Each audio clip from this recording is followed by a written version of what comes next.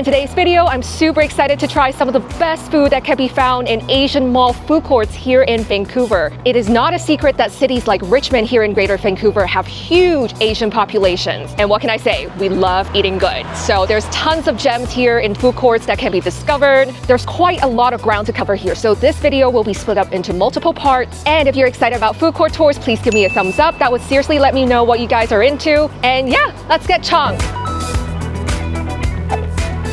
So first up this food court tour, we are here at Parker Place. This place is literally called Aberdeen, which means hundreds of shops. This Hong Kong style mall opened back in 1993, and as of right now, this place is the oldest mall within the Golden Village in Richmond. The food court here is pretty big. I would say there's around 20 vendors in here. So first up, we're gonna check out some roast meats from Parker Place Aberdeen Barbecue. This place is a really old school Cantonese siu mei dim, aka roast meat deli, and they usually have long lines of grandpas, aunties, grandmas, everybody in line during the weekend, and that's when you know it's gonna be good. I'm just so excited to check out the siu mei here in Vancouver because I keep hearing from Hong Kongers that it actually holds up to Hong Kong standards, if not even better, because during the immigration wave back in 1997, during the British hangover, a ton of skilled chefs actually immigrated here. So the barbecue here might actually be even better. Let's see how this holds up. Got a little bit of everything to try. We have roast pork, bun fei sao ta siu, which is half lean and fat. We also got some ta siu siu gan yok, which is the pork jowl area. All right, so here we have some ta siu pork jowl. In case you don't know what pork jowl is, it's actually the area between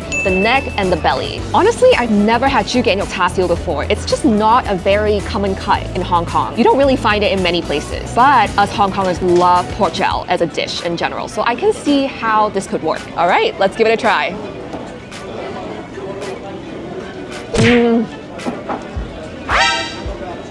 Holy shit.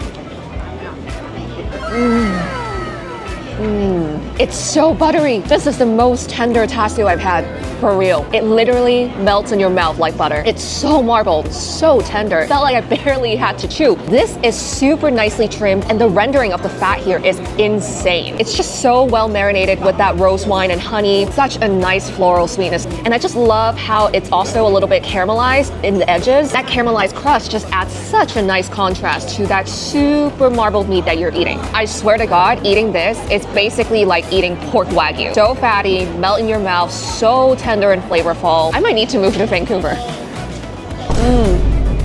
Oh my God, this shit is bussin'. And here we have my favorite combo rice, which is bun fei cao ta siu and siu yok, roast pork and ta siu rice combo. And before we even start, I just need you to take a look at this beautiful siu lam dai right here. Let's give it a try.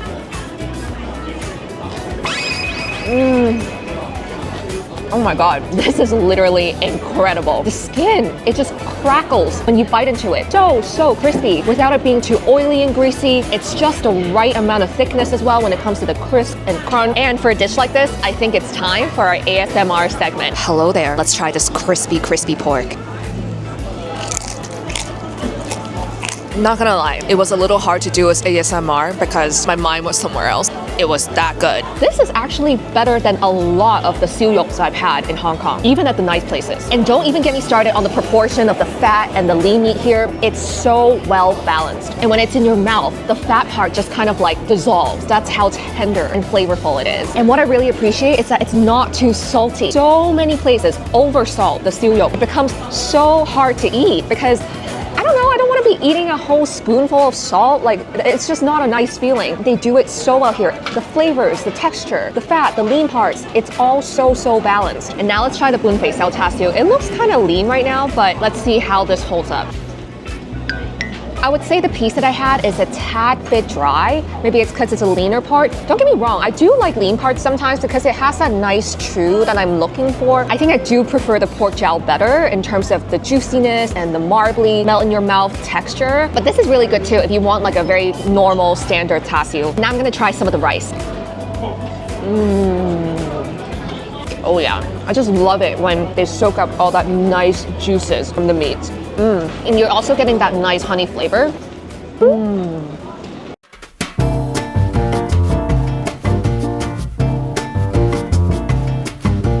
And now we're gonna grab some Taiwanese snacks from Joy's Taiwanese Food. This is a true mom and pop small family counter, and Joy has been running it for almost a decade. There's lots of Taiwanese staples you can find on their menu, but I really like night market food, so I think I'm gonna get their guabao as well as their beef scallion roll. All right, here we have the bun. Oh, Look at that. This is looking hella sexy. So this is the gua bao right here. Basically pork belly bun, braised pork belly in the middle, topped with some crushed sugar and peanut and some cilantro, paired with some mustard greens. This is my favorite Taiwanese snack. I'm so excited to try it. Oh, this bao is huge. Look at that. All right, let's give it a try.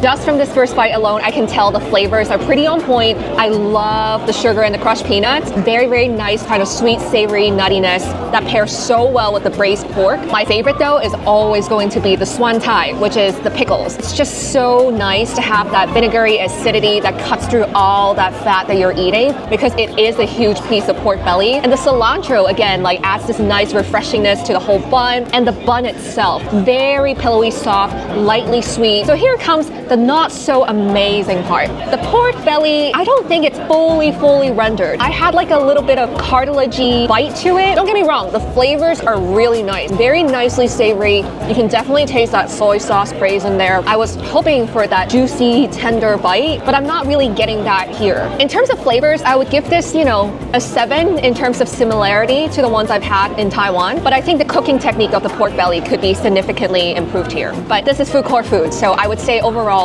this is still pretty darn good. And now we have the beef scallion roll. From the looks of it, it doesn't look like they included cucumbers, so kind of a bummer, not gonna lie. But I can see that the beef in there is nicely thin. All right, let's give it a try.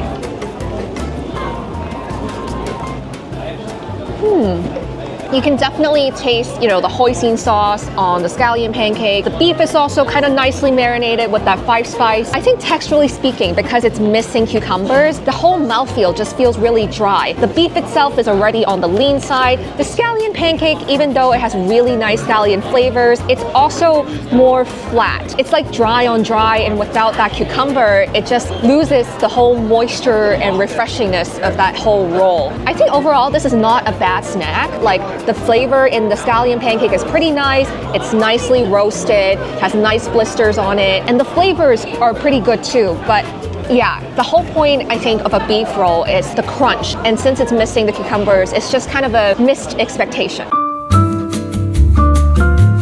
And now we're gonna get another snack at Macau Cafe. I'm honestly really surprised to find Macanese cuisine here in this food court because it's just something that's really hard to find outside of Macau and Hong Kong. It's just such a niche cuisine, you know? And for those of you who don't know, Macau used to be colonized by the Portuguese, so there's a lot of Portuguese influences in their cuisine. I would say Macau Cafe is not entirely Macanese. It's more like a Hong Kong style cafe right now with some Macanese items on there. They used to have bacalao potato cakes, but they no longer serve that, so I'm super disappointed. But we are gonna try their pork chop bun today. So what we have right here is the Macanese pork chop bun. I just love how it's nicely toasted. I also really like the feel of the bread. You can already tell that it's really nicely crispy on top. That's how it should be when it comes to ju pa bao. And inside the sandwich, it's basically a breaded piece of pork chop, usually marinated in 5 spice and garlic, some mayo on there, lettuce, some tomato, kind of like a Macanese style burger. Ugh, I can just hear the nice crack from the bun. And just look at how glossy that is. Oh, all right, let's give it a try.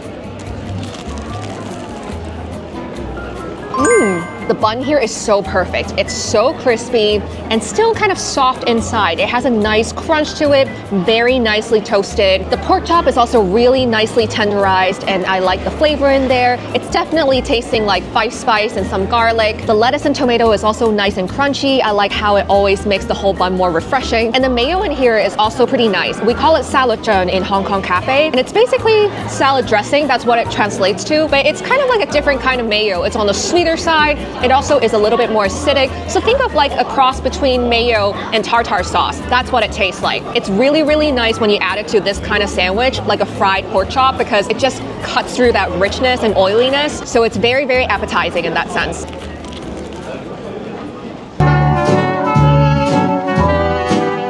And right now we're gonna get some afternoon tea from Zandao Take, also known as One Cafe. This place is definitely the most popular stall in the entire food court because the lines have not stopped at all. One Cafe is a Hong Kong style cha chan pan that's named after a famous wonton noodle chain in Hong Kong, also called Zandao. I think even the logo kind of looks the same. Their whole menu here is pretty diverse. You can find breakfast items to baked rice to afternoon tea sets. Even the menu display reminds me of Dai Galong in Hong Kong. So a lot of my Hong Kong family and friends love to shortlist this place as having having one of the best pork chop rice here in Vancouver. And this happens to be my go-to order every time I go to a Hong Kong cafe, so I'm really excited to try this. Pairing it with my favorite lemon tea. I'm also gonna order a Hong Kong style French toast because it's afternoon tea time and you just have to get that. It's a must. My sister also likes the Hong Kong style milk tea here, so we're gonna get that. We're gonna have a shit ton of teas, but it's Hong Kong tea, so I don't mind having that all day, every day. So here we have the baked pork chop rice. It smells so good, and it also looks fantastic. So what we have here is a deep fried piece of pork chop underneath all that tangy tomato ketchup sauce. And then there's also some mozzarella and cheddar cheese on top, and then they bake this in high heat, around 200 degrees Celsius. That's what they said. And that's why we're seeing that beautiful caramelized cheese. So what makes this gokju papang really special is that it has pineapple chunks. It's not every day that you see this, although it is getting more popular around Hong Kong cafes. I have seen Tagalog doing a promotion about this. All right, we got the sauce, the rice, the cheese, the pineapple. Let's do this. Oh my God. Definitely a generational fumble on my part to not be Canadian. The sauce is insane. It's so good, so flavorful. It's creamy, and it's not too ketchupy because I hate it when it's like too sweet. It has the perfect balance of tanginess, savoriness, sweetness. It's extremely umami. You can also taste kind of like a chicken stock in there. And then when you add those pineapples on top, you get that nice burst of juicy flavors. And the cheese, it's perfectly caramelized, so you get that nice crispiness from it. It's so flavorful with that cheddar and mozzarella mix. And when you add it with the acidic tomato sauce, it just goes so well together. So if you like the flavor profile of a pineapple pizza, that's kind of how it's similar to, but this is so much better because it's so much more complex than a pineapple pizza. The sauce is phenomenal. I can taste the onions melted in there. And I also love seeing the fried rice base in there. That's when you know it's kind of a hella legit baked pork chop rice. The fried rice component is really important because it's what adds the savoriness to the whole dish. And now let's try the pork chop.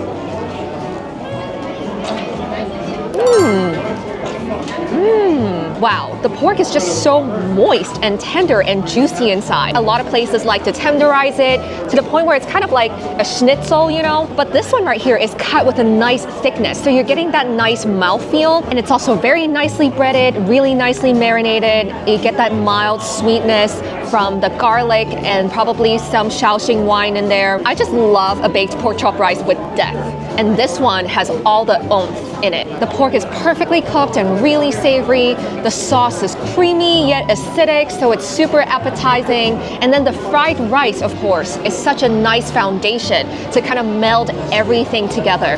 This is a dish with so much balance in flavors and in texture, and also the balance between the sauce and the rice ratio. It's perfect. A lot of times there's not enough sauce or there's too much rice. This one, the whole thing is drenched in sauce, but not like to the point where it overwhelms everything. This is just perfect. If only you guys can taste what I'm eating right now, you would understand. And now let's try the lemon tea.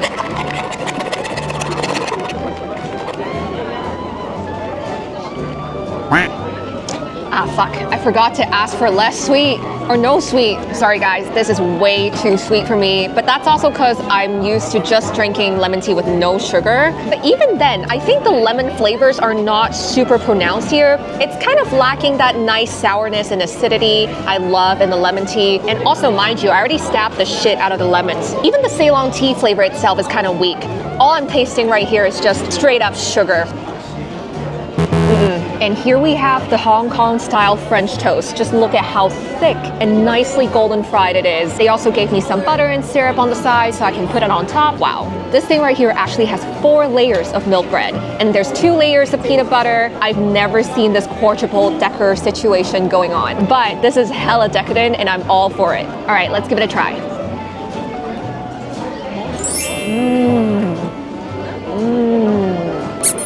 It's definitely a mouthful. It's super creamy, so it's kind of hard to talk right now. The peanut butter in there is dense, very sticky. The exterior has a nice crisp, not like super crispy, but it's still nicely golden and fried. What I really appreciate about this French toast is that the peanut butter is filled to the brim, like literally till the edges of the bread.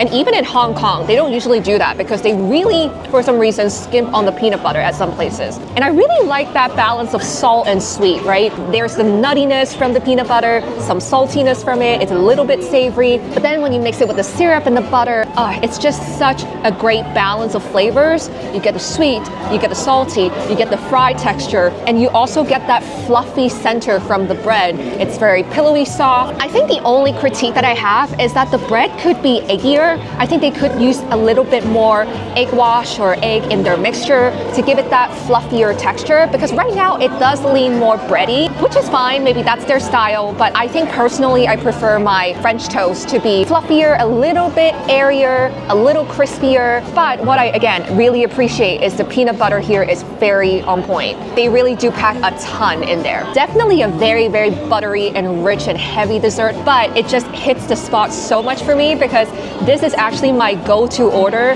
whenever it came to afternoon teas after school. I would go to like a Maxim or Cafe de Coral and just have this. And to top up this entire decadent meal, we're gonna finish off with the Hong Kong style milk tea, my sister's favorite here. So you can see there's like some nice evaporated milk on top. I'm gonna give it a good mix. All right.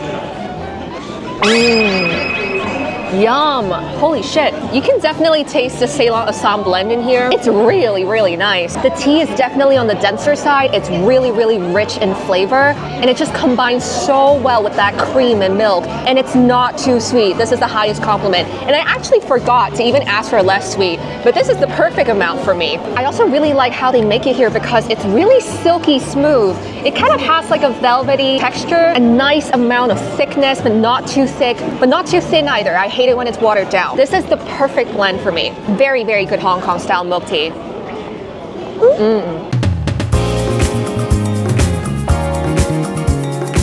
We are here at Pacific Plaza. Even though this is one of the OG Asian malls here in Richmond and it's literally just a block away from the popular Aberdeen Centre, this place is a lot quieter. So one of the reasons why Pacific Plaza is such a hidden gem is because it is less accessible compared to other malls. The food court itself is kind of tucked away on the second floor in the middle of the building. So unless you know exactly what you're looking for, this place is kind of really truly hidden away. Despite the mall's struggles, this food court is still thriving, as you can see from the many people behind me, and that's because there's still a lot of good vendors here that locals really like, and that's what really keeps this whole thing alive right now. So first off, we are here at G Taste Food. This place is actually a stall that's been around for the last 25 years, and they specialize in Malaysian and Indonesian food. They're really famous for their lobster curry laksa as well as the beef rendang. It smells so fragrant here. I think I'm going to start first with the lobster laksa. It comes with a small lobster tail, and it's paired with fried fish cake, fried tofu, and some eggs. I'm going to try the lobster.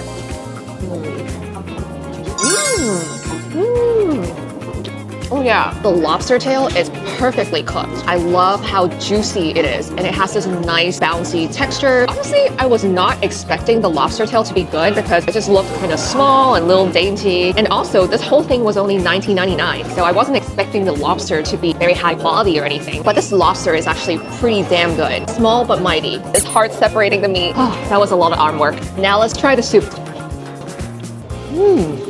Okay.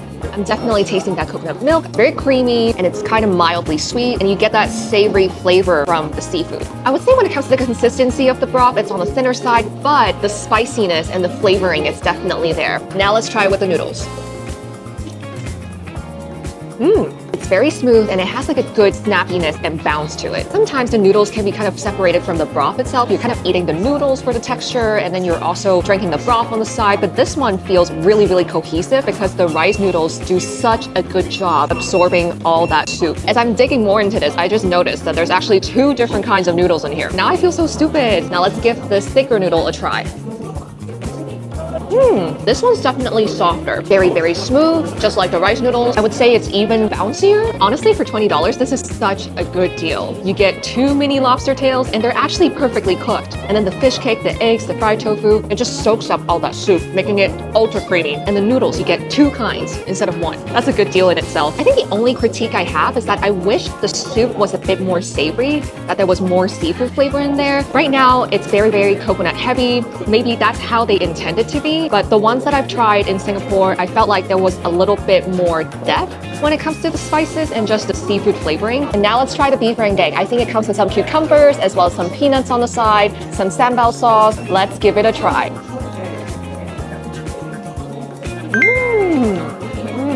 You can tell there's a lot going on in this beef rendang. What I love about it is that the beef is so tender. It's almost kind of like fall apart. It's really well cooked, super well seasoned when blended in with that rendang sauce. I just love the lemongrass flavor in here as well. It adds this nice sweetness to it. Very, very aromatic. This version of rendang is definitely on the drier side. I think that's actually more Indonesian. They're really trying to showcase the spice paste in here. I'm definitely loving the crunch that you get from the peanuts and the cucumbers. The cucumbers make it really refreshing. It's such a nice balance to that savory heaviness of that rendang that you're having. And this is exactly why I love eating beef rendang. It's a complex dish with really nice depth.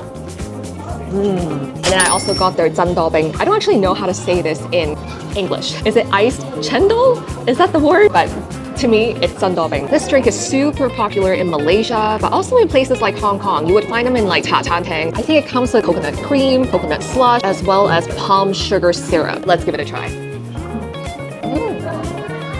Oh my god, this is pretty darn good. What I love about that coconut flavor is that it almost kind of has this savory saltiness to it. It's really creamy and it's not too sweet. Even though there is a lot of palm sugar syrup I'm tasting, it has this nice dark caramelly flavor. It's like sweet, but with a purpose. And the green jelly that you're seeing here is supposed to be like little worm-like strings. I think they're made with like pandan as well as mung bean jelly. I really love pandan for its delicate, subtle sweetness. It's just the most elegant flavor ever. The pandan jelly in here is really nice, and I really love the nice chewiness of that jelly. Flavor-wise, this is really on point. I think it could be elevated even further if there's more slush in here, because that would give it more of that icy texture that I would usually get back in Tatantangs back in Hong Kong. Pretty good though.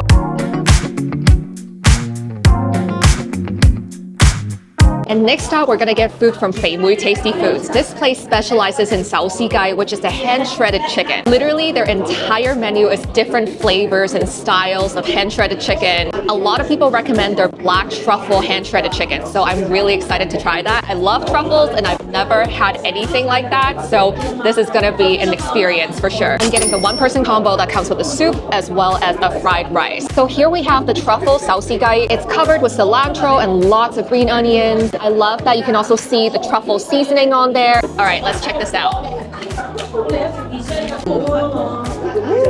The chicken is so amazing, so flavorful, super moist, very, very tender. And I just love the skin that it comes with. It's nicely gelatinous. It's kind of got that bounciness to it. And the truffle flavor is definitely quite pronounced there as well. It's almost like the more you chew, the more flavors you're getting out of that chicken. And when you pair with that cilantro and green onion, these are just kind of aromatics that really elevate the fragrance of the entire dish. And now let's try the fried rice. It comes with a combo. There's this nice char to it that I really love seeing. There's some scallions on top. I think there's also some carrots and radish in there. Let's give it a try.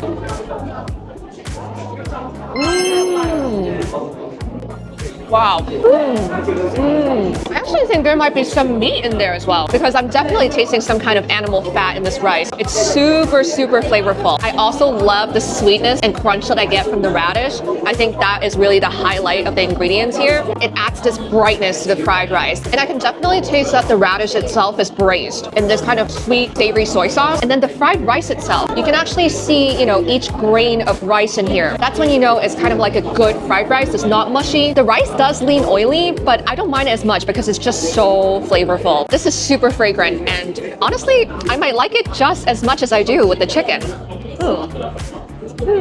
And then the combo also comes with the homemade soup. I think it's the chicken feet and radish. Let's give it a try. Yes. You're really getting that chicken essence in there because they threw in 2 feet in here. I also love the sweetness, the subtle sweetness that you're getting from the radish here. This whole soup is super savory, not too salty, and I just like how you're getting that nice fatty flavor out of that chicken. Very, very hearty.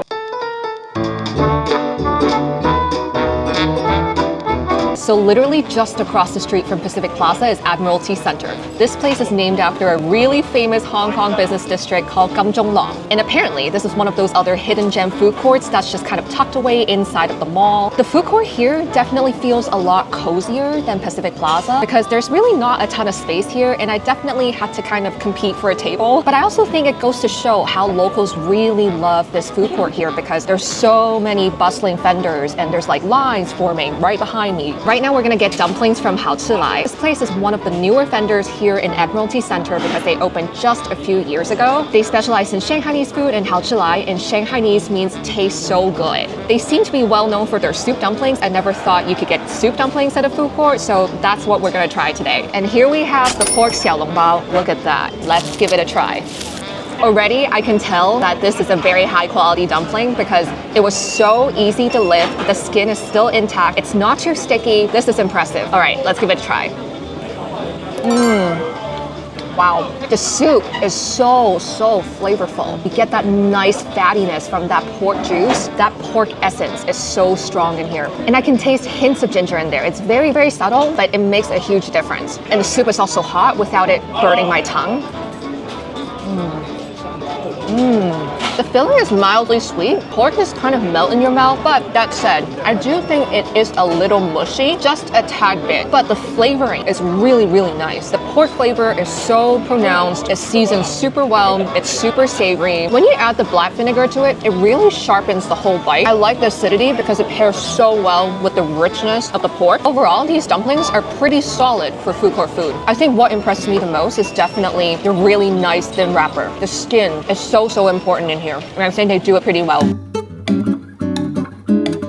And next up, we're gonna get dessert from Rice Holic. Rice Holic is actually a rice bowl shop, but they went viral for their mango mochi. Their mango mochis are so popular that I literally had to pre-order it online just to pick it up. From what I hear, they make it daily in limited batches because they want to keep the mangoes fresh, and that's why they're so high in demand because the mangoes are always super high quality. Here we have the mango mochi. Look at that. It's literally like the size of my palm. Let's give it a try.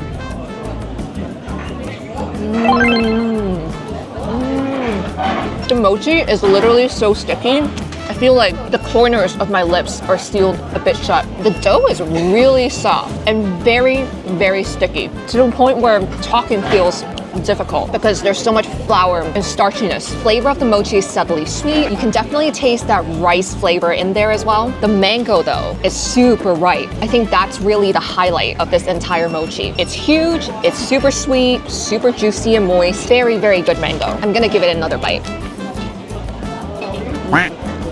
I don't know what they put in here, but this mochi is really, really fucking sticky to the point where I feel like I'm eating glue. And to be honest with you, I'm not sure if that's entirely pleasant. I'm not sure if I love this. Maybe this is how it's supposed to be. I'm just warning you that the mochi is really on the soft, gooey side, which I don't think I am used to personally.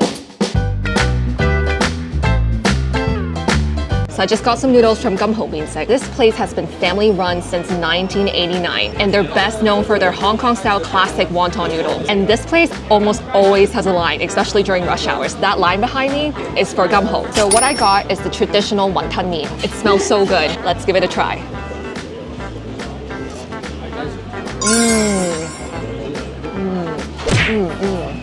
Wow, the noodles are thin, they're super springy, and I can taste that egg noodle flavor in there as well. So good. You're not only eating it for the flavor, you're also eating it for the texture, that mouthfeel, the way your teeth grinds against those noodles. And now let's try the soup. Oh yeah. These flavors really, really remind me of home. It's super flavorful even though it's really light. I love that it's not too oily. I can definitely taste the chicken in the broth, and that's exactly how it should be. Light yet flavorful. And I also love how I can taste the green onions in there. It makes the soup really, really aromatic and fragrant. Very, very savory in general. And now let's try the wonton. Just from the looks of it, I can already tell that the wrapper is really thin and delicate. That's exactly how it should be. Now let's give it a taste.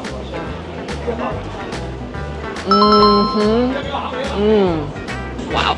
They have shrimp and pork in there. Traditionally, that's how Hong Kong wontons are like. I just love how the skin is not like overly thick. It's not starchy at all. It's so nice and thin and delicate and smooth and silky in your mouth. And then when it comes to the filling, there's this bounciness that you get from the pork and shrimp. And I can also taste that traditional white pepper seasoning that they put in these wontons. That's usually how they marinate the meat. And it's very, very flavorful and very pronounced in here. This whole bowl of noodles is so hearty, so authentic, so delicious and savory. Super authentic to the ones I've had in Hong Kong. My late grandpa actually used to run a congee and wonton noodle shop, and I'm sure he would approve of this.